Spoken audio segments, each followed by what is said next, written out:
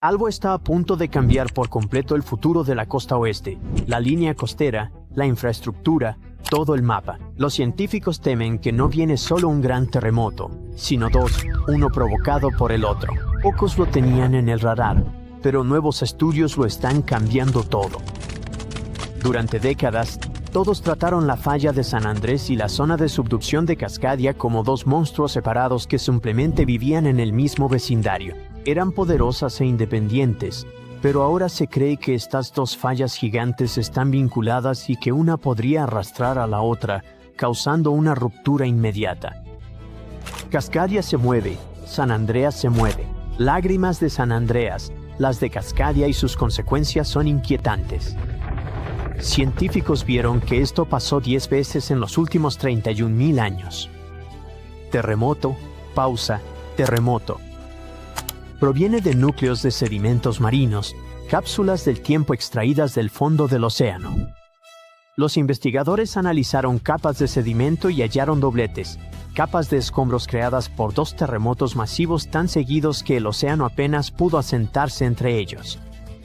Ese descubrimiento nos lleva a la triple unión de Mendocino, el generador de problemas geológicos de la costa oeste. Es el lugar donde tres placas tectónicas chocan y se rozan entre sí como engranajes mal alineados. También es la zona donde la falla de San Andrés se encuentra con Cascadia, lo que la convierte en el lugar perfecto para que se formen estos dobles terremotos. Los cambios de tensión causados por una ruptura en una falla viajan directamente a través de esta unión y desestabilizan la otra. No pasa nada cuando esto le ocurre a un librero. Cuando mueves un libro, otros tres se mueven también. Pero cuando lo piensas como una costa con millones de personas, ciudades enteras, infraestructura importante, de inmediato se vuelve aterrador. Para mucha gente que vive en la costa oeste, la falla de San Andrés se siente como un problema de California y Cascadia como un problema de Oregón y Washington.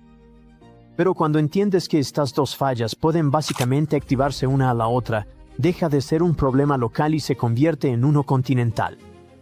Un megaterremoto en Cascadia por sí solo puede alcanzar una magnitud de 9.0 o más, abrir entre 600 y 700 millas del fondo marino, y enviar un tsunami rugiendo hacia la costa del Pacífico, y podría ser solo el primer sismo. Y luego, tal vez minutos después, la falla de San Andrés se activa en el norte de California. El temblor podría recorrer el estado como un cierre abriéndose en una chamarra, y si va en la otra dirección, podría ser igual de grave. Si la falla de San Andrés se rompe primero, el estrés resultante puede desestabilizar la zona de subducción de Cascadia. Podrías tener primero el terremoto en California, con edificios tambaleándose, carreteras partiéndose y fallas eléctricas, y luego, poco después, el océano se retira en Oregón o Washington e inicia la cuenta de 20 minutos para un tsunami. Es el tipo de reacción en cadena que no quieres ni siquiera en un videojuego, mucho menos en la vida real.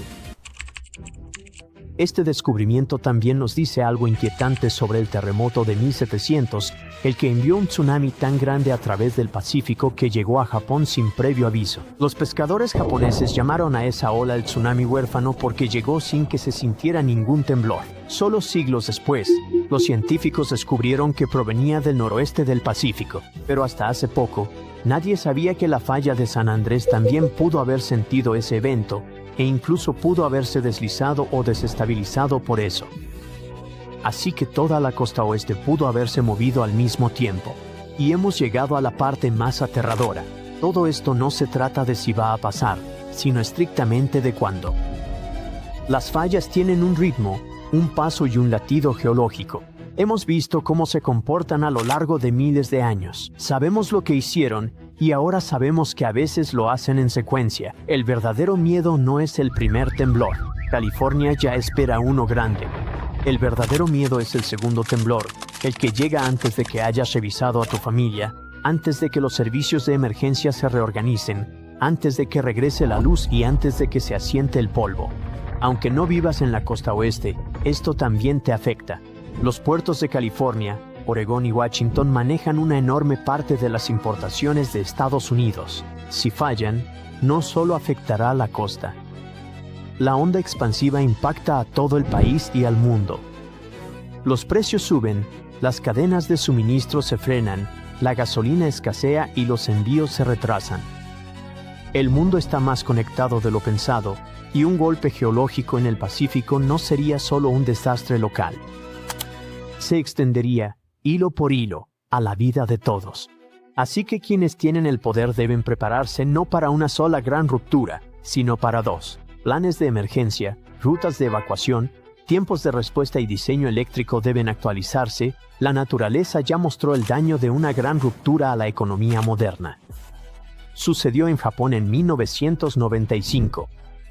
El 17 de enero, a las 5:46 de la mañana, el sismo ocurrió justo en la punta norte de la isla Awaji, a solo 12 millas de Kobe, una ciudad enorme y muy activa que en ese entonces tenía alrededor de 1.400.000 habitantes y otros 2.600.000 en Osaka, que está cerca. La ruptura se extendió a lo largo de la falla Nojima por unos 25 millas. Eso no suena a mucho hasta que te das cuenta de que edificios enteros no pueden sobrevivir ese tipo de empujón lateral. Más de 5.000 personas perdieron la vida.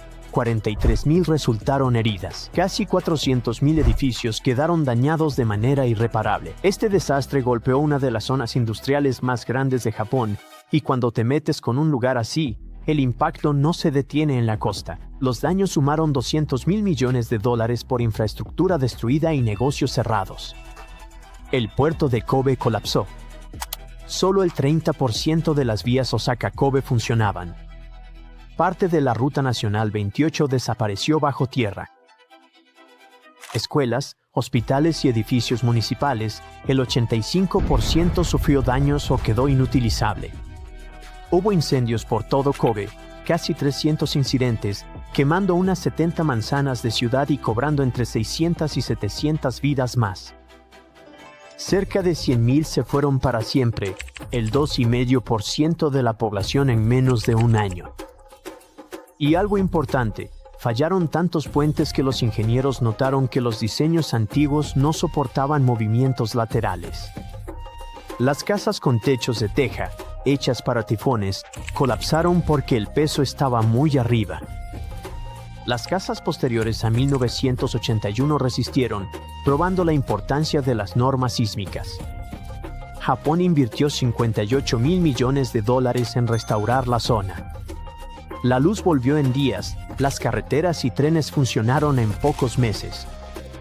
La vía duró 21 meses. El puerto quedó listo en poco más de 2 años y los escombros se habían ido. En 15 meses, la manufactura volvió al 98% de lo anterior. Las tiendas reabrieron. En 1999, la economía de Kobe alcanzó el 75 a 90% de niveles previos. Japón renovó su gestión de desastres, crearon el Consejo Central y mejoraron códigos de obra. Mejoraron todo, desde simulacros de emergencia hasta el diseño urbano resistente al fuego, y lanzaron el sistema de alerta temprana de terremotos que ahora le da a Japón esos valiosos segundos antes de que empiece a temblar, el mismo sistema que ha salvado incontables vidas desde 2007. Pero a pesar de todas estas mejoras, la región de Kansai sigue estando en una zona peligrosa. La falla Nojima, que rompió en 1995, aún pasa bajo ellos. Los sismos de Osaka en 2018 y Noto en 2024 recordaron que la amenaza sigue ahí, esperando su momento. Un futuro gran evento en ese sistema podría golpear aún más fuerte simplemente porque la región se ha vuelto más compleja, más interconectada y con mayor carga económica. Así que Kobe ni siquiera fue una ruptura doble de falla, pero aún así destruyó un importante centro industrial, remodeló la economía nacional y cambió para siempre las rutas de envío globales. Por eso, cuando los científicos empezaron a hablar de 2 fallas conjuntas activándose una tras otra en Cascadia y San Andrés, ni siquiera tienes que imaginarte las consecuencias. Ya tuvimos un adelanto en 1995. Desde el año 2000, el mundo ha sido golpeado por más de 1.700 terremotos con una magnitud superior a 5. Muchos ocurrieron alrededor del Anillo de Fuego, ubicado cerca del Océano Pacífico. En América del Norte, la mayor amenaza es la falla de San Andrés, que puede provocar un terremoto de una magnitud mayor que cualquier otro y se ha ganado el escalofriante apodo de El Grande. La posible destrucción de California es un panorama aterrador que podría tener consecuencias inimaginables, pero El Grande es solo el comienzo de lo que está por venir. Malas noticias. Los científicos han predicho un fenómeno devastador que ocurrirá en 2030. Nos guste o no, hay un 70% de probabilidades de que experimentemos el Grande, y será un terremoto de magnitud 6,7. La falla de San Andrés provocará el Grande, pero lo aterrador es que no podemos predecirlo. Por otro lado, un terremoto importante ocurre cada 100 años. Esto significa que siempre hay tiempo para prepararse para un desastre natural. Si viajáramos al pasado, veríamos algunos terremotos significativos como los que arrasaron San Francisco y Fort Tejón. Los edificios construidos hace mucho tiempo no son a prueba de sismos, se derrumbarán. Y aunque sobrevivan, no deberías entrar en ellos. Pero los edificios no son la parte más peligrosa. Debes tener cuidado con las líneas eléctricas y las tuberías de gas. Tu casa en la colina puede ser encantadora, pero es extremadamente insegura. Durante los temblores, la colina puede convertirse en un deslizamiento de tierra gigantesco que destruirá todo a su paso. Despídete de los viajes por carretera porque todas estarán arruinadas. Deberías tener algo de agua y comida de reserva ya que no podrás ir al supermercado. Este desastre no será barato. Le costará alrededor de $200 mil millones a los Estados Unidos recuperarse del terremoto. Al menos el sismo no desencadenará tsunamis, pero hay algo que puede causar más daño que el Grande. La infame zona de subducción de Cascadia comienza en California y termina en Vancouver, Canadá. La falla de San Andrés no es nada comparada con esta zona. Puede borrar toda la costa de la faz de la Tierra. Un ejemplo de hipérbole. Las zonas de subducción se forman con placas tectónicas que se ubican una debajo de la otra mientras que se mueven. Una se llama placa de Norteamérica y la otra es la placa de Juan de Fuca. Zonas como estas no deben ser subestimadas, ya que son puntos críticos para la actividad sísmica y son muy peligrosos porque provocan enormes sismos submarinos. Pero están bajo el agua, entonces, ¿qué pueden hacernos? Pues pueden causar tsunamis gigantescos que inundan ciudades y destruyen la costa. En este momento la zona más activa es el Anillo de Fuego. La zona de Cascadia puede ser menos activa, pero es como una bestia dormida que puede despertar y destruir todo a su paso con un terremoto devastador. La última vez que se liberó toda esta tensión fue en el año 1700. A diferencia del terremoto de San Andrés, este causará tsunamis gigantes y sacudidas mucho más grandes. Esperemos que te encuentres en un campo abierto en ese momento, ya que la mayoría de los edificios y puentes probablemente serán destruidos. Además, prepárate para las réplicas, ya que serán devastadoras. La naturaleza tampoco se salvará. Los deslizamientos de tierra cambiarán el hábitat de los animales, incluso nuestros hogares cambiarán para siempre. Por suerte, hay una luz al final del túnel y los científicos están haciendo todo lo posible para garantizar nuestra seguridad. Se han implementado nuevas normas. Cada nuevo edificio debe ser capaz de resistir grandes impactos. Están desarrollando modernos sistemas de alerta y cada nueva infraestructura debe cumplir con estrictas pautas antisísmicas. Las placas de Juan de Fuca y la de Norteamérica están unidas, pero no permanecerán así para siempre. Cuando se deslicen, prepárate para un gran temblor. Cuanto más cerca estés del epicentro, mayor será el daño que experimentarás, pero incluso si tienes la suerte de estar lejos, podrás sentir la tierra temblar por algún tiempo. Si comparamos la zona de subducción de Cascadia con la falla de San Andrés, veremos cuánto más peligrosa es la zona de Cascadia. En 1994 hubo un enorme terremoto de magnitud 6,7 en el área de Northridge, cerca de la falla de San Andrés. Lamentablemente, muchas personas no sobrevivieron y algunas resultaron heridas. En ese entonces, los edificios no eran a prueba de terremotos y muchos sufrieron daños. La zona de subducción de Cascadia puede causar un terremoto de magnitud 9. Un sismo de magnitud 6 tiene la potencia de alrededor de 20 millones de kilogramos de dinamita, pero uno de magnitud 9 tiene la potencia de 20 billones de kilogramos. El terremoto más fuerte jamás registrado ocurrió en Chile. Su magnitud fue de 9,5 y destruyó casi todo. Supongamos que has sobrevivido al terremoto, pero la lucha está lejos de terminar. Poco después, un tsunami poderoso golpeará con olas que podrían alcanzar hasta 30 metros en algunas zonas. Eso es muy distinto al terremoto en Sudamérica, que no puede producir olas significativas. Dile adiós a tu hermoso jardín, ya que el agua salada destruirá árboles y plantas y alterará el entorno por un cierto periodo de tiempo. Lo único positivo será que no necesitarás decoraciones de Halloween, porque todos esos árboles secos parecerán un bosque fantasma. La combinación de olas, terremotos y el gran tamaño de la zona hará que este desastre natural sea mucho más peligroso que cualquiera causado por la falla de San Andrés o el Grande. Un terremoto similar a este ocurrió hace unos 300 años. Muchos más se han registrado en los últimos 3.500 años, lo que demuestra que ocurren cada 400 a 600 años. Así que técnicamente tenemos entre 100 y 300 años antes de que ocurra el próximo. Todavía no tenemos idea de cómo funciona exactamente la zona de subducción de Cascadia, ya que la descubrimos en 1970. Esta zona es sumamente aterradora porque puede causar grandes terremotos. Se encontró por accidente cuando los investigadores estudiaban el Anillo de Fuego. Querían saber si esta región había causado problemas en los últimos años, y la prueba estaba bajo sus narices. En Washington hay un bosque del horror donde no ha crecido nada durante años.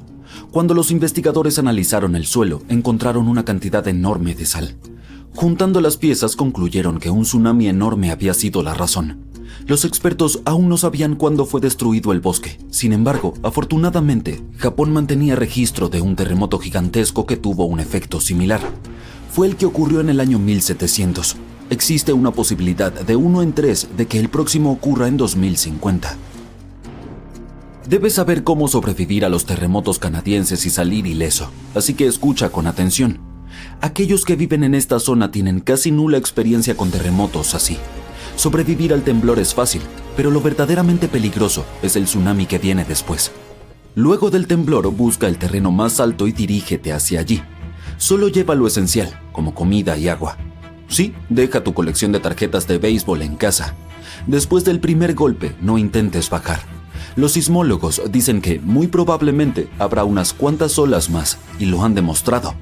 El 22 de mayo de 1960, el sismólogo Jerry Easton y 4 amigos fueron a Hawái para presenciar un tsunami esperado que ocurriría alrededor de la medianoche. Instalaron su equipo en el puente Wailuku, con una ruta de escape planificada. Este puente había sido destruido en el tsunami anterior, pero el nuevo era mucho más alto y mejor. Después de la medianoche, el agua estaba a 1,20 metros sobre el nivel promedio. La segunda ola golpeó media hora después de la medianoche y el agua subió otros 2,70 metros para la 1 de la mañana. Luego, el agua comenzó a descender y bajó 2,10 metros. Pero el horror estaba lejos de terminar. Después, vieron una ola que medía alrededor de 6 metros de altura. Esto nos demuestra que los tsunamis son impredecibles y que debemos escuchar a los expertos para mantenernos a salvo. Te frotas los ojos mientras intentas comprender lo que estás viendo. Unos agujeros circulares y perfectos en el fondo del mar, cerca de la costa Big Sur en California. No sabes qué pudo haber pasado y eso que eres una bióloga marina con años de experiencia. Repasas algunos de los viejos registros y descubres que estos agujeros han estado ahí al menos desde los 90. En 1999, un sonar instalado en un barco realizó un escaneo y halló 5.200 de estos grandes agujeros a lo largo de 1.300 kilómetros cuadrados en el fondo del mar. Parecen cráteres lunares subacuáticos. Contactas a tu equipo y preparan al robot para que baje, explore la zona y traiga algunas muestras. Tú y todos los demás conducen hacia la costa y suben a un bote. Desde ahí controlas el robot con tu joystick. Tu compañero mete el robot al agua y ven cómo se hunde. Todo parece normal cerca de la superficie, pero en cuanto el robot desciende, los agujeros comienzan a aparecer. Varios botes pasan junto a ustedes, lo que te hace perder el equilibrio y la concentración. El robot enciende su linterna para que puedas ver mejor, pero a medida que sigue descendiendo, la resolución se vuelve menos limpia. Ya casi llega al fondo. Los agujeros son lisos y tienen formas circulares casi perfectas. Algunos de los agujeros que eran visibles en la lectura del sonar miden más de 9 metros de ancho y 4,5 metros de profundidad. Les muestras las imágenes al resto de tus compañeros y los dejas boquiabiertos. El robot sigue nadando y hallando agujeros por todas partes. Muchos de ellos son demasiado pequeños como para que el escáner los registre desde arriba. Estas microdepresiones son empinadas y tienen algo así como colas que se dirigen en ciertas direcciones. Es posible que las corrientes submarinas hayan jugado un papel en su forma. No importa hacia dónde nade el robot, hay agujeros por todas partes. Tras un par de horas, el robot regresa al bote con muestras. Las llevan al laboratorio para estudiarlas. El robot ha capturado imágenes de basura humana con claridad, pero por ahora las muestras no indican nada alarmante. A pesar de que 1/3 de los agujeros están llenos de basura, no hay nada que explique cómo se formaron. Ya es tarde. Tu equipo regresa a casa. Tú estás a punto de desmayarte en el laboratorio. Quieres hallar la respuesta. Despiertas al día siguiente y mientras preparas el desayuno, se te ocurre que tal vez los agujeros son el producto de unos gases que podrían ser nocivos para la vida marina. Buscas el robot rápidamente y vuelves a navegar hacia el océano. Esta vez ni siquiera piensas en llamar a tus compañeros. Envías el robot al agua y observas la pantalla para controlarlo. El robot desciende al fondo del océano y realiza un registro. Hasta ahora los agujeros parecen seguir cubiertos de basura, pero algunos tienen vida marina dentro, como peces y algas. Después de muchos escaneos, todo parece indicar que no producen burbujas, lo que significa que no hay gases que son expulsados hacia el exterior. Sin embargo, no te darás por vencido tan fácil. Tiempo después llegas a uno de los agujeros más grandes. El robot comienza a escanearlo. Encuentras unas burbujas que provienen de una fuente, pero el robot no logra hallarla. Nada por la zona buscando el lugar, sin éxito. Vuelves a llevar el robot al laboratorio y trabajas en él. Le agregas unos brazos mecánicos que pueden levantar y mover cosas. Lo haces sumergirse en el mismo lugar, pero las burbujas no son tan frecuentes como antes. Usas los brazos para mover parte de la basura y descubres que las burbujas son producidas por un grupo de cangrejos que se pasan el rato junto a una pila de plástico. ¡Lotería! La mala noticia es que aún no tienes ni idea de por qué existen esas microdepresiones y agujeros. Mientras intentas controlar el robot y hacerlo regresar a la superficie, un pulpo lo envuelve con sus tentáculos y lo tira hacia abajo. Luchando contra los controles, activas la potencia máxima, pero el poder de succión del pulpo es demasiado fuerte. Es un juego de tira y afloja entre el pulpo y tu robot. Pensando que es su almuerzo, lleva a tu máquina debajo de una pila de basura, pero usas los brazos para controlarlo y nadar a la superficie. Regresas al laboratorio aún más confundida. El robot ha recolectado más muestras que puedes analizar. Tu ojo está pegado al microscopio. Intentas averiguar qué sucede, pero nada. Decides realizar una prueba de carbono 14 para determinar qué tan viejos son los agujeros. Después de un tiempo, revisas los resultados y quedas aún más desconcertado que antes. Te muestran que los agujeros tienen unos 400,000 años. Por lo tanto, es improbable que la basura sea responsable de todo esto. Pasas varias noches despierta intentando hallar la verdad. Vuelves a reunir a tu equipo y das una pequeña conferencia de prensa sobre el tema. Declaras que todo podría ser preocupante, pero no puedes decir más de lo que sabes. Después de mucho trabajo cerebral, descubres que los agujeros grandes no han cambiado ni estado activos por más de 50,000 años. Lo más probable es que los agujeros más nuevos hayan sido creados por acumulaciones de basura humana al fondo del suelo oceánico. La vida marina reunió parte de esta basura como los plásticos y los componentes de pesca descartados y creó hogares. Esa es la razón por la que 4,500 de los agujeros son más nuevos y tienen basura, pero esto no responde por qué los agujeros aparecieron en primer lugar. Vuelves a estar como al principio. La única manera de ver qué sucede realmente es remover la basura subacuática y estudiarla. La historia crea titulares en la comunidad local y atrae la atención de un equipo de limpieza. Organizas un viaje al océano y das inicio a la extracción de toda la basura. Muchos botes de limpieza llegan y todos arrojan redes para recolectar los desechos. Envías al robot una vez más para asegurarte de que las redes estén aterrizando en el lugar correcto. A medida que la mayor parte de la basura es recolectada, muchos animales marinos se mueven e intentan escapar. Ustedes se aseguran de no lastimarlos. Tras un par de semanas, todos los agujeros quedan desprovistos de basura. Realizas otro escaneo con el sonar desde la superficie y ves los agujeros con más claridad que antes, pero aún no tienes una respuesta. Continúas investigando. Quieres saber si han aparecido más agujeros en otras partes del mundo. En el otro extremo del país se encuentra un agujero misterioso cerca de la costa del Golfo de Florida. Tomas el primer vuelo y organizas un encuentro con los científicos a cargo de la expedición. Los agujeros azules son sumideros subacuáticos que se abren debajo del fondo del mar. Al igual que en la superficie, el mundo subacuático también tiene sumideros. Este se conoce como Green Banana. Se encuentra a 45 metros del nivel del suelo y tiene una profundidad de 130 metros. Utilizando un equipo especial, te sumerges hacia el fondo oceánico estéril junto al resto del equipo. El agujero se encuentra justo frente a ti, como un oasis en medio del desierto. Tú y el resto de los científicos se sorprenden al contemplar la diversidad de vida marina que hay en él. Algunas tortugas marinas nadan a tu lado e incluso ves tiburones. Esta variedad no ataca a los humanos. A medio camino llegan a una sección estrecha que te dificulta el paso. Todos tienen mucho cuidado. Hay corales, esponjas y moluscos en cada esquina. Reúnes algunas muestras y regresas al laboratorio. En general, los agujeros azules son más ricos en nutrientes que las tierras áridas y hospedan formas de vida únicas. Son bastante frecuentes y no representan una amenaza para nadie. Tras haber hecho los análisis necesarios, llegas a la conclusión de que los agujeros de la costa de California no tienen nada que ver con los agujeros azules. El misterio sigue con vida.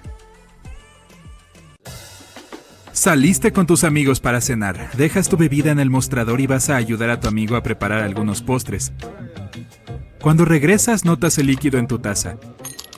Está chapoteando y los cubitos de hielo parecen barcos en un mar embravecido. Ahora tú también lo sientes. En el techo, el candelabro se balancea como loco. Entonces escuchas a alguien gritar ¡Terremoto! La casa y todo lo que hay en ella se balancea hacia adelante y hacia atrás. Intentas correr para cubrirte, pero el temblor te mantiene atascado en el lugar, luchando por mantener el equilibrio. Los armarios parecen poseídos, y vasos y platos salen volando y se estrellan contra el suelo. Los estantes de libros se caen, y todo lo que cuelga de las paredes se balancea y se desmorona. Te agachas debajo de la mesa del comedor, tratando de no lastimarte con todos esos platos rotos. Sí, has pasado por terremotos antes, pero ninguno como este. Revisas tu teléfono. Típico, sin señal. No puedes creer lo que está a punto de suceder. Los gritos se hacen más fuertes y de repente toda la casa se derrumba. El terremoto más grande jamás registrado ocurrió en Chile en 1960. El desastre llegó por la tarde, justo cuando todos estaban descansando. Para causar un daño grave que cambie la vida, debe tener una magnitud de alrededor de 7 en la escala de Richter. Este fue de 9,5. Esta parte de Chile se encuentra justo al lado del llamado Anillo de Fuego, el área volcánica sísmica más activa del mundo, a lo largo del borde del Pacífico. El temblor inicial duró alrededor de 10 minutos y después de 2 días, muchas réplicas aún eran lo suficientemente fuertes como para hacer estallar un volcán en el sur del país. Pero ahí no terminó. El terremoto desató una serie de maremotos en todo el Océano Pacífico. Algunos alcanzaron más de 25 metros de altura. Las olas y el terremoto fueron tan fuertes que incluso afectaron a Hawái, Japón y Filipinas. Causó alrededor de $500 millones de 1960 en daños. Muchos se quedaron sin hogar. Gran parte de la infraestructura también fue destruida. Los edificios hasta donde se alcanzaba la vista se derrumbaron y los escombros se amontonaron por todas partes. Los científicos estiman que este terremoto fue tan poderoso que desplazó el eje de la Tierra, haciendo que nuestros días sean de 1,6 microsegundos más cortos. Puede que no parezca mucho, pero piénsalo. Solo un desastre natural fue lo suficientemente fuerte como para hacer que el tiempo se moviera. Muchas de las ciudades costeras fueron arrasadas y las inundaciones se extendieron. La economía cayó en espiral. Según estudios, si este terremoto ocurriera hoy, causaría más de $20,000 millones en daños. Entonces, ¿qué pasaría si un terremoto del doble de esa magnitud golpeara sin previo aviso? Para empezar, probable que sientas los efectos aún más lejos. Los maremotos no solo golpearían las costas de Japón y Filipinas, sino que se trasladarían aún más a China, Corea, Vietnam e incluso a Australia. Y esas olas serían significativamente más altas que 25 metros, quizá el doble. Eso es como 8 jirafas apiladas una encima de la otra surfeando en tu camino. Si vivieras en la costa, notarías las olas. Si ves que el agua retrocede y puedes observar prácticamente lo que todos los peces llaman hogar, sabrás que es hora de correr. Lo más probable es que se acerque un tsunami. Digamos que realmente sucede. Estás atrapado entre los escombros, sin saber qué está pasando. Logras liberarte y escapar al aire libre, y no estás solo, porque todas las casas del vecindario se han convertido en montones de ladrillos y escombros. Los puentes también se derrumbaron, dejando a la gente varada a ambos lados. Miras a tu alrededor, te quitas el polvo y te apresuras a buscar ayuda. Camiones de bomberos y ambulancias circulan entre los coches averiados y los escombros. Intentas llegar a tu auto, pero las réplicas te golpean y te tiran a la acera. Con todas las torres de telefonía celular caídas, no puedes llamar a nadie con tu teléfono. Te tiemblan las rodillas, pero te las arreglas para salir. Una vez que llegas a tu coche, lo ves aplastado bajo una roca, como una lata de refresco gigante. Continúas a pie y finalmente llegas al centro. Parece como si un gigante se hubiese enojado y derribado todos los edificios. Sigues adelante y tratas de ver si puedes encontrar ayuda. Sin previo aviso, tu teléfono vibra. Lo revisas y ves 1000 notificaciones sobre un terremoto de magnitud 20. Todavía estás temblando, pero eres solo tú. El suelo está quieto por ahora. Escuchas algo en la distancia, corriendo hacia ti. A tu derecha ves maremotos tan altos como edificios que se acercan. Aún en estado de shock, sin saber qué hacer, ahora recobras el sentido y corres. Ni siquiera sabes qué camino tomar. Hay un tsunami justo detrás de ti y frente a ti hay edificios derruidos y rocas y concreto aún cayendo por todas partes. Espera, hay un edificio que de alguna manera todavía está en pie. Necesitas subir a esa cosa. Llegas al ascensor, pero está atascado. No es sorprendente. Subes las escaleras lo más rápido que puedes, tropezándote con vidrios rotos y yeso, pero siempre logrando volver a pararte. Miras por una ventana y ves el agua. Está tan cerca. Estás casi en la cima. Unos cuantos metros más y... ¡Uy! El agua entra en el edificio y te arrastra hacia abajo al menos 2 pisos. Apenas puedes ver nada. Aún así, sabes que debes nadar, pero el agua sigue empujándote hacia abajo. Después de unos 30 segundos logras nadar hasta salir y continúas subiendo hasta la cima. Te arrastras hasta el último piso y te derrumbas en el techo. Estás a salvo, por ahora. El maremoto sigue siendo fuerte, abriéndose camino a través del devastado centro de la ciudad. Tu teléfono ahora está fuera de servicio y es inútil. Tienes una vista perfecta de 360 grados de tu ciudad, cubierta de agua y escombros. El suelo empieza a temblar de nuevo. Piensas en quedarte sentado hasta que todo esto termine, esperando un helicóptero de rescate. Pero luego una fuerte explosión que casi te rompe los tímpanos sacude el suelo aún más. A lo lejos, el humo se eleva y pronto cubre todo el cielo. La oscuridad esconde el sol de la mañana. Ahí es cuando puedes ver la lava disiparse en el aire y aterrizar cerca. Esta forma un río que fluye hacia la ciudad, cuadra por cuadra. Con tanto movimiento sísmico y la alta intensidad del terremoto, las placas tectónicas del mundo se han desplazado de modo que el magma se abre camino hacia la superficie de la Tierra.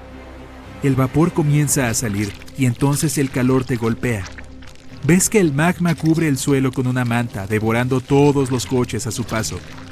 Lo peor es que el magma está derritiendo los cimientos de los edificios que lograron resistir el terremoto y el tsunami. Los edificios en la distancia ahora están hundiéndose y colapsando en la piscina de lava que ha reemplazado a tu ciudad. Uno a uno, todos descienden. Eso significa...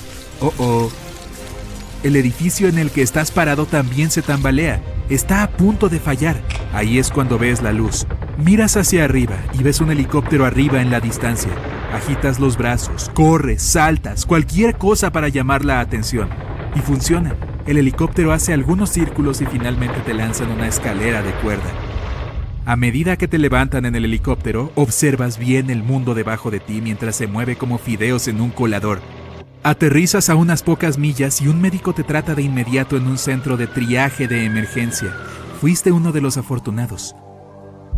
Un año después, el agua del tsunami ha retrocedido. La lava que fluía hacia el interior se ha enfriado, pero todo ese magma cambió permanentemente el suelo debajo de él, y toda la ciudad desapareció.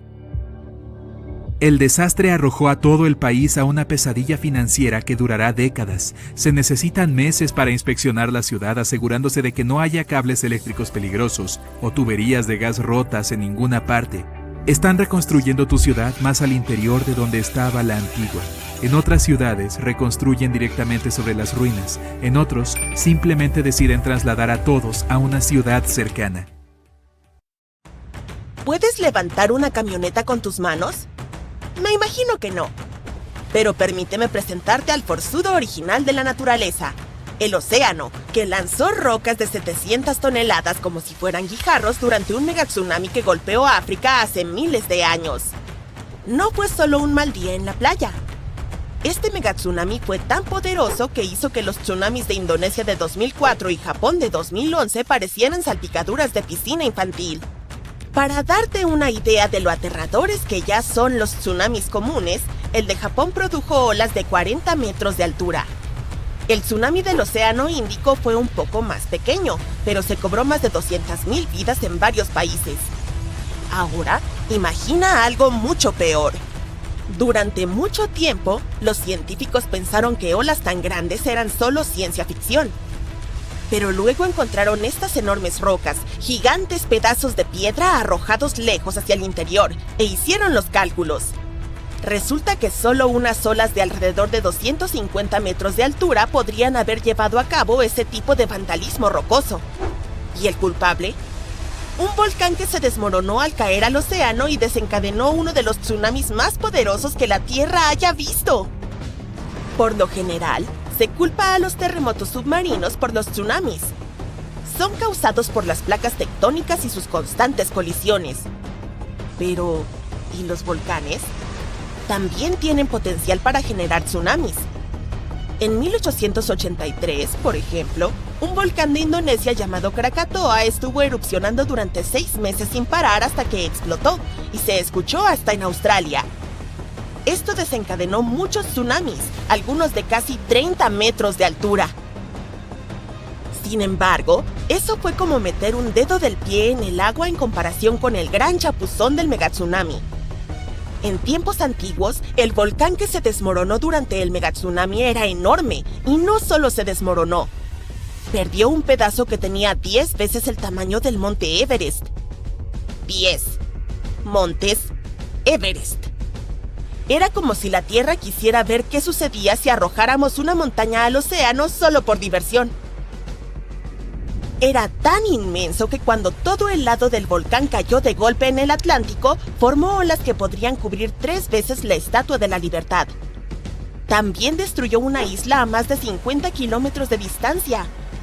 El volcán detrás de esta escena digna de una película de Michael Bay se llamaba Fogo, ubicado, como no podía ser de otra manera, en la isla de Fogo. Esta isla es básicamente un único volcán que emergió del mar gracias a un punto caliente de magma, un lugar en el océano donde una gran cantidad de magma escapa y entra en erupción, como un volcán submarino. Con el tiempo, este magma se enfrió y se apiló como panqueques hasta que, ¡voilá! Tras 7 grandes erupciones, la isla salió del océano como si estuviera jugando al escondite. ¡Sorpresa! ¡Es un volcán! Pero la dramática entrada de Fogo también era una bomba de tiempo. Verás, cuanto más crece un volcán, más pesa, y si no hay suficiente magma dentro de él para sostenerlo, todo puede colapsar. A veces, no hace falta mucho. Un pequeño terremoto, algo de erosión o simplemente una base inestable hecha de sedimento blando puede desencadenar un colapso. Es como un tipo muy alto tratando de mantener el equilibrio sobre un montón de canicas. Fogo tenía todos los ingredientes de la mala suerte. Demasiado alto, demasiado pesado y construido sobre un suelo blando. Y se pone peor. A medida que el volcán se hace más pesado, comienza a aplastar el magma que está debajo. Esa lava no puede subir, así que se cuece allí abajo, espesándose lentamente como una sopa que se deja en una hornilla demasiado tiempo. Los gases se acumulan, la presión aumenta y en algún momento, ¡boom! Es la versión volcánica de comer demasiados burritos y luego intentar contener un estornudo. Esta presión tan potente y el desequilibrio pueden desencadenar lo que se llama un colapso lateral, que en términos científicos significa, ¡ups!, la mitad del volcán acaba de caer al océano. Eso fue lo que sucedió con Fogo. La mayoría de las islas volcánicas que se formaron de esta manera han desaparecido, pero Fogo está muy viva y activa. De hecho, su última erupción fue en 2014, y considerando que estalla cada 20 años, será mejor no viajar a la isla Fogo alrededor del 2034. Durante mucho tiempo, los científicos creyeron que solo las grandes y voluminosas islas volcánicas podían colapsar de esta manera. Pero nuevas investigaciones indican que incluso las más pequeñas y delgadas, como los Danny DeVito del mundo insular, tampoco están a salvo. El asunto es que las pequeñas islas volcánicas solo parecen estables por su escasa masa. Es como si Danny DeVito y Arnold Schwarzenegger se resbalaran en el hielo. La caída de Arnie podría causar más caos, pero Danny podría salir volando. Y esos pequeños colapsos importan. Pensemos en Santa María, una pequeña isla que es unas 170 veces más pequeña que Hawái. Ha colapsado múltiples veces, no porque quisiera, sino porque básicamente está sobre migas húmedas. Su fundamento es sedimento marino suelto y, para empeorar las cosas, está justo al lado de la falla de las Azores Orientales, donde 3 placas tectónicas se encuentran para sus enfrentamientos diarios. Esta falla es responsable de muchos terremotos e incluso de algunos tsunamis que ocurrieron en Lisboa en el pasado, así que puedes imaginar lo que es vivir justo encima de ella. Cada vez que el volcán de Santa María entra en erupción y crece, también se hunde. Pero cuando una porción se derrumba, vuelve a salir a flote como una boya. Esta montaña submarina que se convierte en isla y luego vuelve a montaña submarina es como una montaña rusa que aparece y desaparece en el océano, como un submarino jugando al escondite. Y con cada aparición viene la posibilidad de un tsunami. Otro volcán con problemas de confianza es el Pacaya, ubicado en Guatemala. Entre 2011 y 2013, los científicos observaron movimientos extraños en el suelo, pequeños desplazamientos que sugerían que algo debajo se estaba inquietando. En efecto, en 2014, el Pacaya hizo erupción. Afortunadamente no colapsó, pero ese riesgo aún persiste, en especial si el magma queda atrapado como sucedió con Fogo. Las consecuencias podrían ser explosivas, literalmente. De hecho, hace unos 1000 años, el Pacaya tuvo un colapso que envió avalanchas de escombros a 25 kilómetros de distancia. Desde entonces, se ha reconstruido como un fénix ardiente, pero podría desmoronarse de nuevo. Por eso, los vulcanólogos se obsesionan con las más pequeñas oscilaciones. No es paranoia si la montaña realmente podría caer. Bien, tal vez estés pensando: de acuerdo, pero eso fue en el pasado. Seguramente ese tipo de colapso de megatsunami no puede volver a ocurrir, ¿verdad? Pues bienvenido al siglo XXI. Islas como Hawái, La Palma en España y varias partes del Caribe están asentadas sobre el mismo tipo de cojín geológico propenso a los desastres. Todo lo que se necesita es la combinación adecuada. Cimientos sueltos, pendientes empinadas, tal vez algo de magma atrapado y ¡boom! Colapso del flanco. De hecho, ya ha sucedido recientemente. En 2018, Anak Krakatau, el volcán hijo del célebre Krakatoa, perdió una gran parte durante una erupción. Causó un tsunami, aunque fue más incómodo que devastador. Como un volcán que perdió sus pantalones en el escenario. Vergonzoso, pero superable. Pero eso es solo un juego de niños comparado con los verdaderos sucesos impactantes de la historia. El colapso de la isla Ritter en 1888 fue tan intenso que la isla literalmente se hizo más baja. Pasó de medir más de 600 metros de altura a solo 140 metros.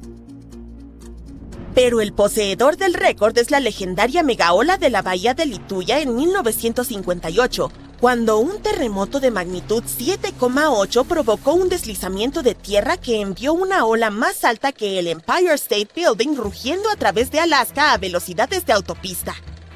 Lo extraño es que solo 5 personas perdieron la vida. Sin embargo, por otro lado, la senda de destrucción que dejó atrás... Sabemos más sobre el espacio que sobre el océano.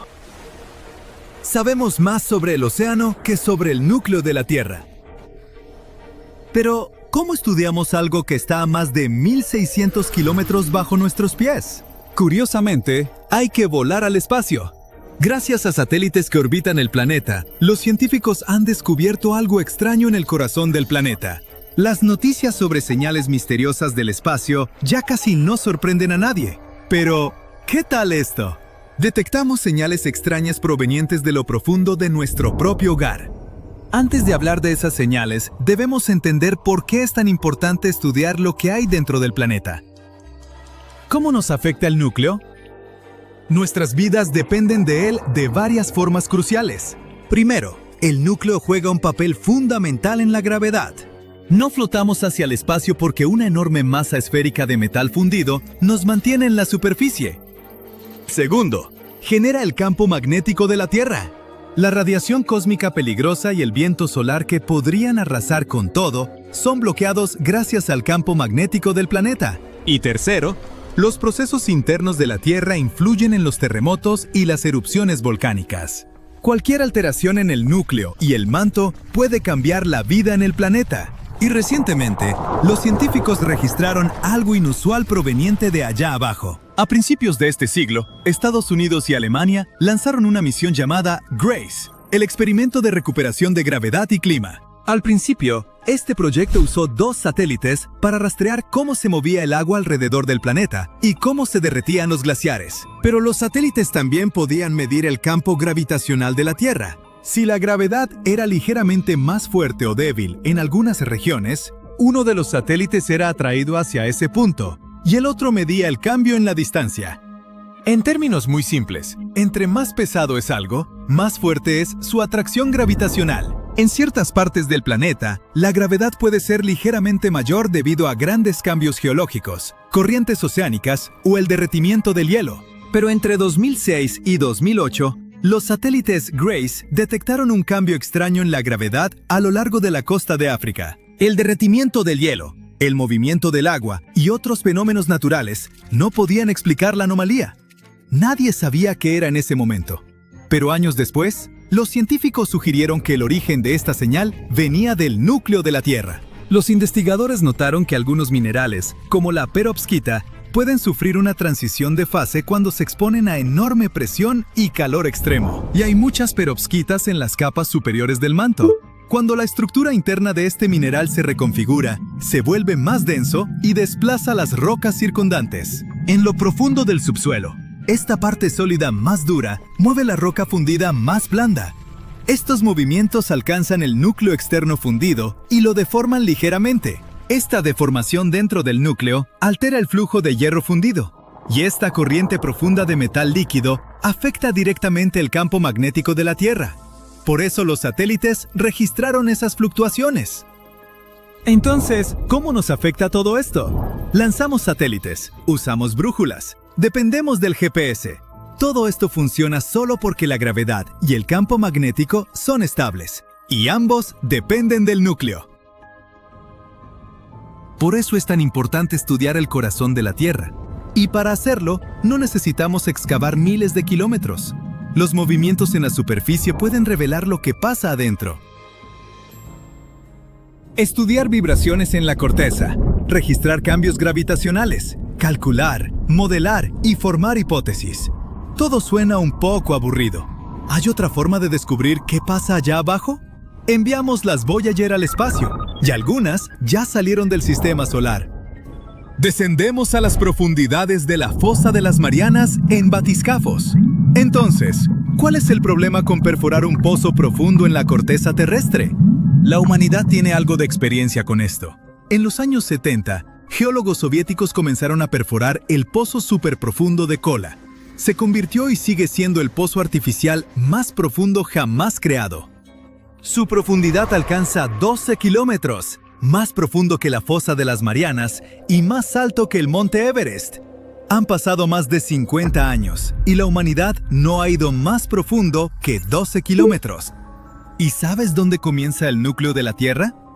A unos 2.900 kilómetros de profundidad. Eso es casi 7 veces más lejos que la distancia a la Estación Espacial Internacional. Para llegar al núcleo, tendríamos que perforar un agujero 230 veces más profundo que el de Kola. Pero ese proyecto se cerró en 1992 y el pozo fue sellado en 2005. ¿Qué nos impidió cavar más profundo? Primero, la densidad de la roca. En las primeras etapas, el taladro cortaba fácilmente el granito, pero a unos 7 kilómetros de profundidad, la roca se volvió mucho más dura. El taladro se rompió varias veces. Los trabajadores tuvieron que cambiar la dirección de perforación para pasar por capas más blandas. Al final, la forma del pozo parecía una serie de luces colgando de un árbol de Navidad. Otro problema fue el calor. Entre más profundo iban los ingenieros, más caliente se ponía. Los científicos esperaban que, pasando los 3 kilómetros de profundidad, la temperatura sería de unos 100 grados centígrados. En realidad, entre más trabajaban, peor se ponía. Al final llegó a 180 grados centígrados. El lugar más caliente de la Tierra es el desierto de Sonora, a lo largo de la frontera entre México y Estados Unidos. Las temperaturas ahí pueden alcanzar los 80 grados centígrados. Eso es la mitad del calor que hay dentro de ese aterrador pozo. Y los desafíos no pararon ahí. A una profundidad de unos 4.500 metros, la roca se volvió porosa. El calor extremo le dio una extraña plasticidad. En lugar de piedra sólida, el taladro tenía que cortar algo más parecido a material ablandado y caliente que era casi imposible de perforar. Además, la estabilidad del pozo se volvió un peligro. A tales profundidades, las paredes podían colapsar en cualquier momento. Para perforar más profundo, la humanidad necesitaría tecnología completamente nueva. Un taladro capaz de trabajar a 260 grados centígrados. Esa es la temperatura que los científicos esperan en el manto superior, ubicado justo debajo de la corteza. Y para llegar ahí, tendríamos que perforar 40 kilómetros hacia abajo, casi 3 veces más profundo que el pozo de Kola. Hay muchos rumores sobre lo que supuestamente descubrieron los ingenieros en ese agujero. La afirmación más popular es que escucharon los gritos de miles de personas atrapadas en el ardiente infierno. Otras historias farsas afirman que los trabajadores enloquecieron después de ver algo horrible en el fondo, y por eso se detuvo el proyecto. Pero si ignoramos estos mitos, ¿qué encontraron realmente los científicos? Aprendieron que el modelo existente de temperatura del interior de la Tierra estaba equivocado. Hacía mucho más calor ahí abajo de lo esperado. Los geólogos pensaban que encontrarían la llamada discontinuidad de Conrad, una transición del granito al basalto. No encontraron tal límite. El verdadero descubrimiento fue un líquido a profundidades increíbles. Los científicos encontraron grietas llenas de agua salada. Esto cambió nuestra comprensión de la corteza. La gente creía que era completamente sólida, pero ahora parece llena de fracturas y canales por donde el agua puede moverse. ¿De dónde vino? Los geólogos piensan que el fluido fue exprimido de las rocas por la enorme presión, como se exprime el agua de una esponja. Pero el descubrimiento más asombroso fue vida. A unos 7 kilómetros de profundidad, los ingenieros encontraron fósiles antiguos de organismos marinos unicelulares. Tenían casi 2.000 millones de años y habían sobrevivido a calor y presión extremos. Imaginemos que un día realmente llegamos al manto. ¿Qué nos daría eso? ¿Qué esperaríamos ver? Finalmente entenderíamos cómo se formó la Tierra hace miles de millones de años, cómo se desarrollaron el núcleo, el manto y la corteza, y cómo funciona la tectónica de placas. Sabríamos cómo las placas empujan y jalan unas contra otras. Obtendríamos una comprensión más profunda de los terremotos. Los investigadores también esperan encontrar extremófilos. Son organismos primitivos que pueden soportar calor y presión extremos. Si descubrimos vida cerca del manto, o incluso dentro de él, los científicos la estudiarán de cerca e intentarán entender cómo logra sobrevivir bajo condiciones tan brutales. Si aprendemos qué mantiene viva la vida en el ambiente más hostil bajo nuestros pies, podríamos aprender a proteger la vida en otros lugares extremos, desde las profundidades del océano hasta planetas distantes. Estudiar el corazón de nuestro planeta podría revelar tecnologías que apenas podemos imaginar hoy. Nuestro futuro podría depender de los misterios ocultos bajo nuestro propio mundo. Los techos salen volando como si fueran de papel. Enormes árboles son arrancados del suelo. Las líneas eléctricas se rompen y dejan los vecindarios a oscuras. Las calles se inundan como ríos. Las casas quedan en ruinas. Así es el paso de un huracán. Después de que el viento se calma, comienza el verdadero caos. Personas varadas, sin agua potable, carreteras destruidas. Las tormentas han estado creciendo desde hace unos 5.700 años. Y lo más aterrador es que en los últimos 20 años ha habido un gran aumento. Pero empecemos desde el principio. Este es Belice, un pequeño país situado en la costa noreste de América Central. Y este es el Gran Agujero Azul, un enorme y profundo sumidero submarino de unos 125 metros de profundidad y a unos 800 kilómetros de la costa de Belice. Se formó hace 10.000 años, cuando los niveles del mar subieron después de la última era de hielo. Un equipo de científicos llegó a Centroamérica para estudiar el lodo de las profundidades del Gran Agujero Azul. Extrajeron una larga muestra de sedimento, que básicamente son capas de material que se han asentado con el tiempo. Te podrías preguntar, ¿cómo están conectadas las tormentas tropicales con este sedimento? Veamos. Los ciclones tropicales son grandes tormentas giratorias que se forman sobre aguas cálidas del océano. Absorben calor del mar y lo lanzan hacia el cielo.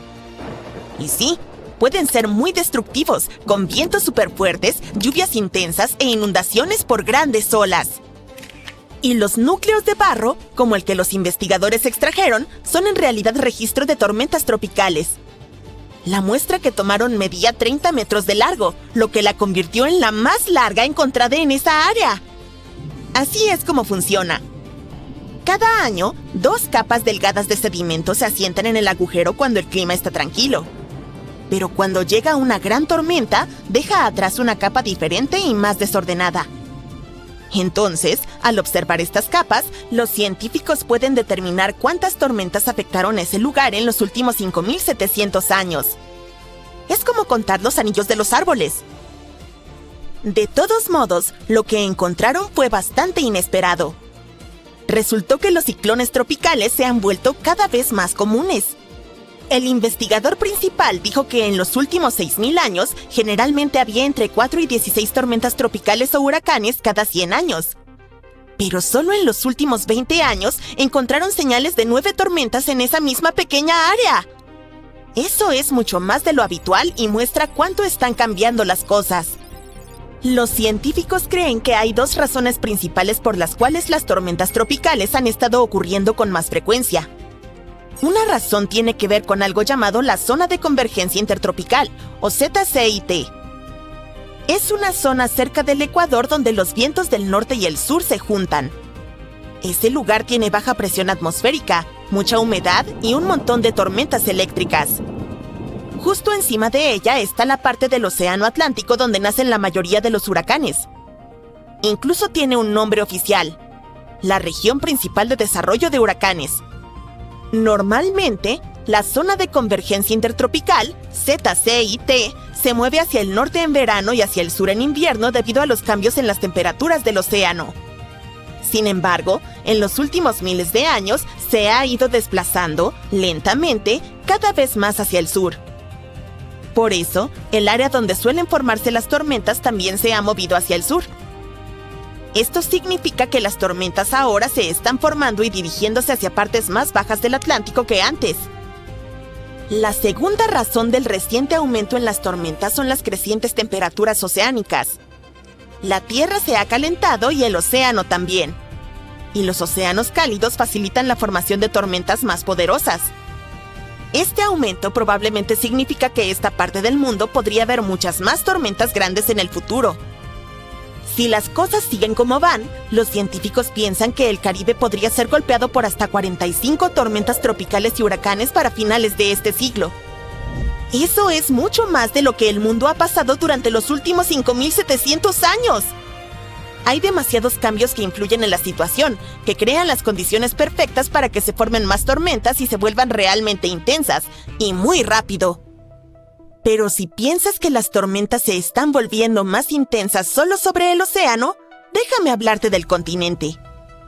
Un montón de tormentas realmente peligrosas, incluyendo tornados, tormentas de polvo e incendios forestales, atravesaron varios estados del medio oeste y del sur de los Estados Unidos en marzo de 2025. Al menos 42 personas perdieron la vida y la magnitud de la devastación es enorme. Lo aterrador es que la mayor parte de esta destrucción no ocurrió en la habitual línea conocida como Callejón de los Tornados. El Callejón de los Tornados es un apodo para una parte de Estados Unidos donde los tornados ocurren con frecuencia. Se extiende por lugares como el norte de Texas, Oklahoma, Kansas, Missouri, partes de Luisiana, Iowa, Nebraska e incluso el este de Colorado. Pero esta vez, las tormentas golpearon lugares como Mississippi, Arkansas y Alabama. Los expertos habían advertido que esto podría suceder. A principios de 2025, dijeron que los tornados podrían comenzar a aparecer seguido más al este de lo habitual. Y eso es exactamente lo que está ocurriendo. Uno de los principales expertos en meteorología dijo que los habitantes de los valles del Mississippi y Tennessee deberían prepararse para una primavera difícil. Hay más residentes en estas áreas que en las zonas tradicionales de tornados, y muchos de ellos viven en casas móviles o edificios sin sótanos, lo que los pone en mayor riesgo cuando se producen fuertes tormentas. Un tornado es un tubo giratorio de viento extremadamente fuerte que desciende de las nubes de tormenta y toca el suelo. Pueden ser realmente peligrosos. Para determinar la fuerza de un tornado, los científicos utilizan algo llamado la escala Fujita mejorada. Va desde EF0, que representa al tornado más débil, hasta EF5. Un tornado de tal magnitud es increíblemente poderoso, capaz de destrozar una casa. La pregunta principal es, ¿por qué ahora están ocurriendo más tornados en el este? En los Estados Unidos, la temporada de tornados generalmente comienza en marzo. Es cuando el aire frío de Canadá choca con el aire cálido y húmedo que sube desde el Golfo de México. ¡Y boom! Empiezan a formarse tormentas. Pero este año, las cosas son un poco diferentes. Esto es lo que está sucediendo. Hay un gran parche de alta presión, básicamente una masa de aire cálido y calmo sobre el suroeste. Eso mantiene las condiciones estables en el oeste, por lo que se esperan menos tormentas eléctricas y también menos tornados allí. Así que los tornados se están desplazando hacia el este. Mientras tanto, el Golfo de México está muy cálido este año, y eso contribuye a la formación de tormentas en el sureste de los Estados Unidos.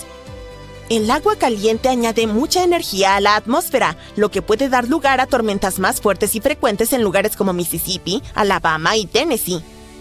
Más al norte, alrededor de los Grandes Lagos y el noreste, se mantiene más fresco esta primavera. Eso provoca menos grandes tormentas allá arriba, al menos por ahora. Bien, volvamos a esas devastadoras tormentas de marzo. El 14 y 15 de marzo, un enorme sistema de tormentas atravesó partes del centro y sur de los Estados Unidos. Este sistema trajo 52 tornados confirmados, poderosas tormentas de polvo y rápidos incendios forestales. Todo esto llevó a la cancelación de casi 1,100 vuelos. Alrededor de 150 millones de personas se vieron afectadas por este desastre natural. 2 tornados realmente fuertes, clasificados como EF4, azotaron Arkansas. El daño fue increíble. Uno de esos tornados, que golpeó una ciudad llamada Díaz, tuvo vientos de hasta 300 kilómetros por hora. Para compararlo, la velocidad promedio de un coche de Fórmula 1 es de entre 210 y 250 kilómetros por hora. Fue la primera vez en más de 25 años que Arkansas fue golpeado por 2 EF4 el mismo día. Los expertos también registraron ráfagas de viento desplazándose a una velocidad de más de 130 kilómetros por hora en las llanuras del sur. En Texas, las tormentas de polvo provocaron accidentes automovilísticos mortales. Incendios forestales avivados por los fuertes vientos arrasaron partes de Texas y Oklahoma. Solo Oklahoma tuvo más de 130 incendios. Entonces, ¿qué sigue? Los expertos creen... Si todos los volcanes de la Tierra entraran en erupción al mismo tiempo, tendríamos alrededor de 1500 de estas formaciones estallando de una vez. Por lo general, solo entre 10 y 20 volcanes están activos por día, pero ¿cómo se vería el mundo si todos explotaran al mismo tiempo? Los geólogos piensan que no sería nada bonito. Aunque solo los volcanes terrestres entraran en erupción juntos, eso desencadenaría una reacción en cadena mucho peor que cualquier cosa que hayamos visto antes. Los dos grandes problemas serían las cenizas y los gases volcánicos. Mientras que las explosiones y la lava serían dañinas para las personas cercanas, el verdadero peligro reside en lo que sucede después. Una capa gruesa de ceniza cubriría el planeta, bloqueando completamente la luz solar. Sin la luz solar no hay fotosíntesis, lo que significa que los cultivos desaparecerían y las temperaturas bajarían considerablemente. Y toda esta nube de ceniza podría permanecer en la atmósfera durante 10 años. Además de la ceniza, también hay que preocuparse por la lluvia ácida. Los gases volcánicos como el ácido clorhídrico y el dióxido de azufre se mezclarían con la atmósfera y caerían de nuevo como lluvia ácida. Este tipo de clima dañaría las aguas subterráneas y las superficies oceánicas. Aunque los humanos encontraran una manera de sobrevivir hasta este punto, no tendríamos corales ni otras criaturas marinas a nuestro alrededor. Los científicos han observado sucesos similares en la historia de la Tierra, aunque a menor escala. Las grandes erupciones volcánicas han sido vinculadas con extinciones masivas. Cuando el monte Pinatubo entró en erupción en 1991, enfrió partes del mundo durante 2 años. Pero el dióxido de carbono adicional de estas erupciones también podría calentar el planeta de la misma manera en que encendemos la estufa para darle una capa crujiente a nuestra comida. Los geólogos también mencionaron que hay evidencia en la atmósfera de que fenómenos semejantes tal vez ocurrieron en el pasado distante. Durante el período Cretácico, los niveles de dióxido de carbono eran mucho más altos que hoy en día, lo que impedía que la vida marina prosperara. ¿Quiénes sobrevivieron a todo esto? Probablemente solo algunos extremófilos, esos organismos que prosperan en condiciones extremas como fuentes termales o respiraderos submarinos profundos. En cuanto a los humanos, podríamos mantenernos a salvo en búnkeres subterráneos hasta que las cosas mejoren, o construir múltiples estaciones espaciales para albergarnos a todos. Las posibilidades de que todos los volcanes hagan erupción al mismo tiempo, sin embargo, son muy escasas. Eso se debe a que no hay una fuente gigante que suministre calor a todos los volcanes de la Tierra. Cada una de estas aberturas tiene su propio depósito de magma, excepto en algunos casos en los que comparten el suministro. Por ejemplo, en 1912, Nova Rupta, en Alaska, hizo erupción junto con otro volcán porque compartían magma. Los científicos también han encontrado evidencia de magma oculto bajo áreas volcánicas como debajo de la zona de Taupo, en Nueva Zelanda. Este magma puede extenderse horizontalmente largas distancias, pero sigue siendo una característica local. Incluso si consideramos todo el magma bajo Taupo como un sistema, no está conectado con otras áreas volcánicas como Indonesia o Filipinas. Debido a que la gran mayoría están aislados, los volcanes no pueden sincronizarse para erupcionar al mismo tiempo. El magma proviene de diferentes procesos, como la descompresión del manto o la adición de agua al manto a través de la subducción. No hay forma de hacer que estos diferentes volcanes erupcionen juntos debido a cómo funcionan las placas tectónicas. Eso no significa que no veremos actividad volcánica interesante en el futuro. Hay un área submarina cerca de Columbia Británica donde recientemente se han registrado alrededor de 200 pequeños terremotos por hora. En el suelo del Océano Pacífico, frente a la costa de la isla de Vancouver, el magma está a punto de hacer erupción, calentando el agua tanto que burbujeará como soda. Sin embargo, es probable que este hecho pase inadvertido para cualquiera que no sea científico. La primera erupción tal vez ocurrirá a unos 5 kilómetros debajo de la superficie del océano. Los científicos explicaron que estos terremotos varían desde magnitudes negativas hasta 4,1, lo que significa que solo sentirían cualquier temblor quienes estén cerca. Esta actividad poco común nos brinda una oportunidad especial para estudiar cómo se comporta la corteza terrestre. Se estima que el magma debajo del fondo del océano alcanza casi 800 grados centígrados, pero se enfriará rápidamente al entrar en erupción y al contacto con el agua. Esta roca líquida se solidificará al entrar en contacto con el fondo marino y se volverá negra rápidamente. Este fenómeno también será útil para los biólogos, quienes tendrán la oportunidad de estudiar la respuesta de los animales marinos a cualquier cambio, como por ejemplo, ¡corre! La Antártida, a menudo vista como un vasto continente helado, también guarda una sorpresa volcánica bajo su superficie congelada. Los investigadores han identificado más de 130 volcanes solo bajo la capa de hielo occidental, así que esta región volcánica es la más grande de la Tierra. La mayoría de estos volcanes, alrededor de 90, fueron descubiertos en un estudio de 2017. ¿Pero podría alguno de estos volcanes antárticos entrar en erupción? Depende de cuál estemos hablando. Aunque estas formaciones son geológicamente jóvenes, es difícil para los científicos determinar si aún están activas o no. Solo hay 2 volcanes activos confirmados en la Antártida, la isla Decepción y el monte Erebus. Este último, que se alza como la montaña más alta del continente, ha estado en constante erupción desde al menos 1972. Es conocido por emitir gases y vapor y a veces incluso arrojar rocas en las llamadas erupciones estrombolianas. Una de sus características más notables es un persistente lago de lava en su cráter, un fenómeno raro debido a las condiciones específicas necesarias para mantener la superficie fundida. Por ejemplo, está alimentado por un suministro constante de magma desde lo más profundo del manto terrestre. Este flujo continuo de roca fundida proporciona el material para que exista el lago de lava. También cuenta con temperaturas ambientales bajas. A pesar de su ubicación en la Antártida, el Erebus tiene temperaturas relativamente agradables en su cima debido al calor generado por la actividad volcánica. Esto permite que el lago de lava permanezca líquido en lugar de congelarse. La isla Decepción, una isla volcánica activa, entró en erupción por última vez en los años 70. Aunque no muestra signos de una erupción inminente, se está monitoreando de cerca por cualquier actividad preocupante. Además de estos 2 volcanes confirmados como activos, la Antártida está salpicada de fumarolas, aberturas en la corteza terrestre que liberan gases y vapores. A veces estas fumarolas pueden crear torres de hielo que alcanzan alturas de 3 metros. En lo que deberíamos enfocarnos es en los supervolcanes. Son los que tienen el potencial de producir las erupciones más potentes y destructivas. A diferencia de los típicos que tienen un solo conducto, los supervolcanes tienen una vasta cámara de magma debajo de la superficie que abarca decenas o incluso cientos de kilómetros de diámetro. Sus erupciones pueden tener efectos catastróficos en el área circundante e incluso afectar los patrones climáticos globales debido a las cantidades de ceniza y gases que liberan en la atmósfera. Un famoso supervolcán es el de Yellowstone, que algunos dicen que se está preparando para otra erupción. Tiene la capacidad de desatar una erupción colosal que expulsaría más de 1000 kilómetros cúbicos de material. Pero aunque nos gustaría predecir su comportamiento, los volcanes no siguen un calendario. Por el contrario, las erupciones ocurren cuando hay suficiente magma debajo de la superficie. También debe haber bastante presión para que el magma viaje hacia arriba. Y hasta donde podemos medir, estas condiciones no se cumplen en la actualidad en Yellowstone.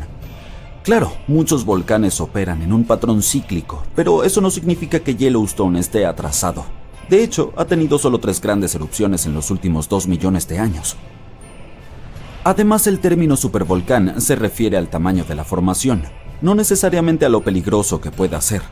La monitorización de Yellowstone es exhaustiva. Se rastrea la sismicidad, la deformación del suelo, las emisiones térmicas, los gases, la química del agua y los cambios en la superficie. Los signos de una posible erupción incluirían miles de terremotos en un corto lapso.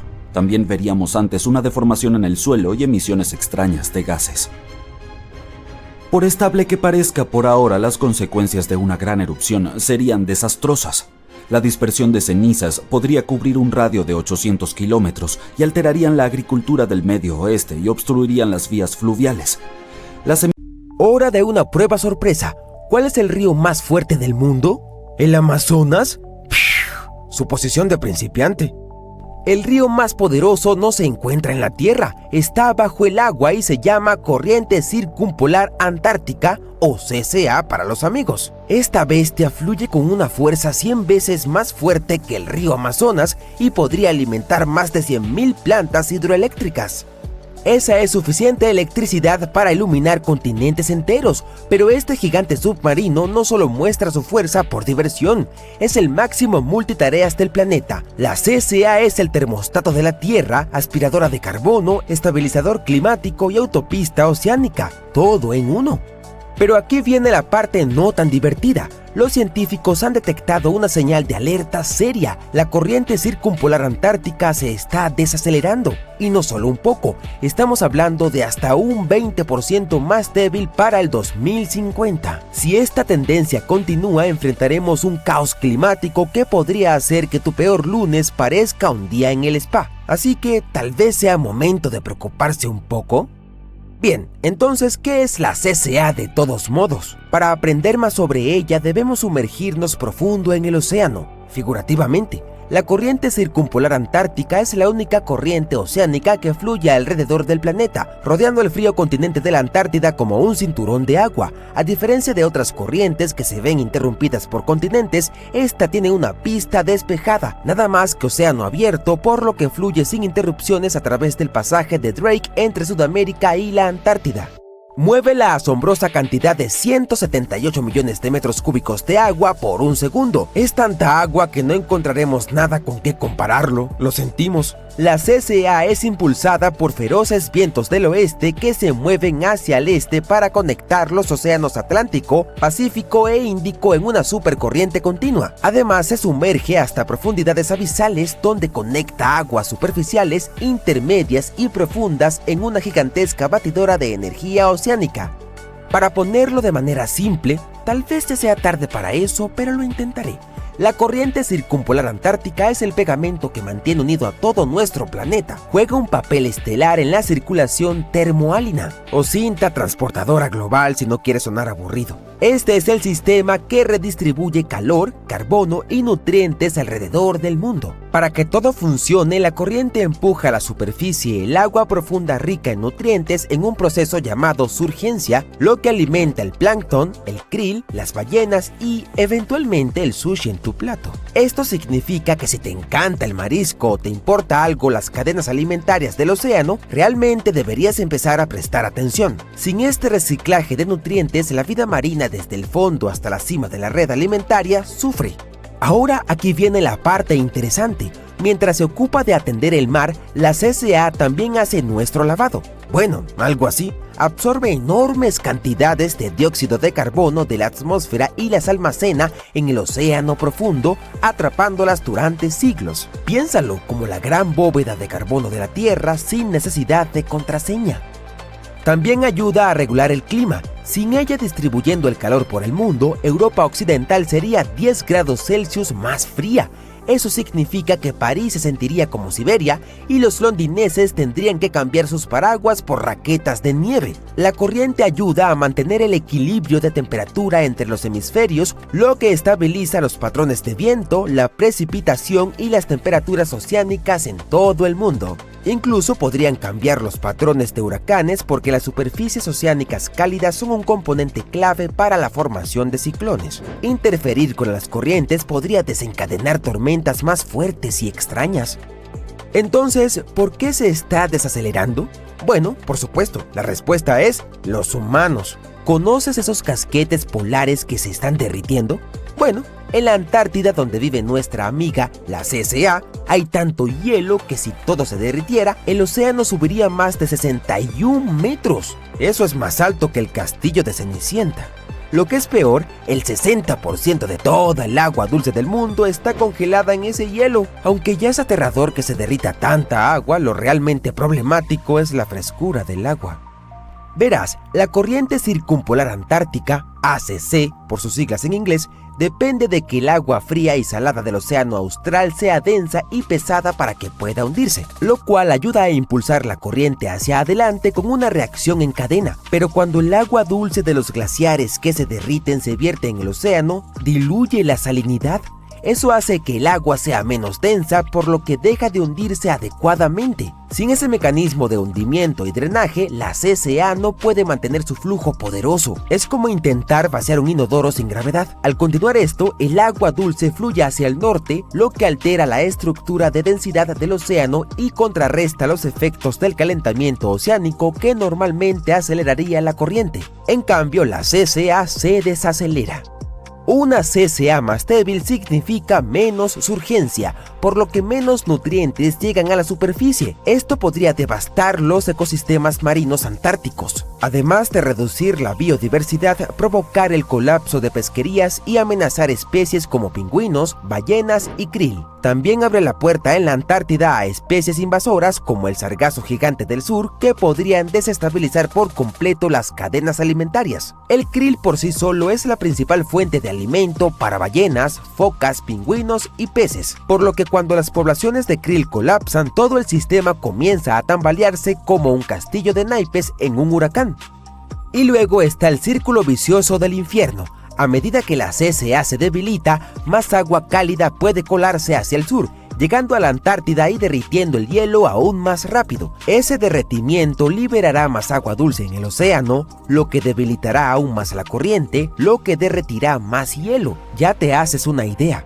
Es un ciclo vicioso. Peor aún, las aguas cálidas bajo las plataformas de hielo pueden hacer que se rompan desde abajo, lo que significa que el derretimiento se acelera incluso cuando las temperaturas superficiales parecen estables.